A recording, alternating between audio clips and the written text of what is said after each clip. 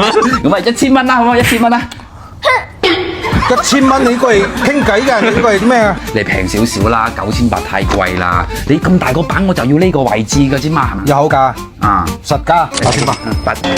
喂，大佬啊，我同你又揼骨又成咁啊，你先試1000蚊俾我，乜冇啲格局㗎，大佬。我上次係咪講到啊？嗰啲靚姐過嚟揾你賣貨啊？你係咪過嚟買咗貨啊？係咪貨啊？係啊，係買咗3條啊，1毛都冇賺啊！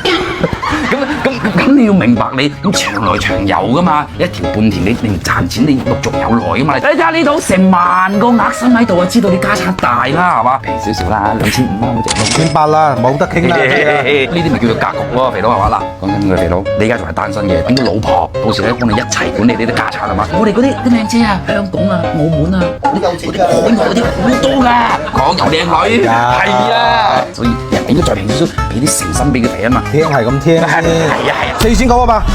我得少啦，知唔知？哇！我肥佬又搭水啦，又有實力㗎啦。嗱，唔講咁多啦，肥佬，幫你做個徵婚廣告啊。OK 正常嚟講啊，我都要收廣告費㗎啦，但我唔講咁多，我就立你兩個額心。嗰陣時咧，我就計到2800俾你，我唔理你。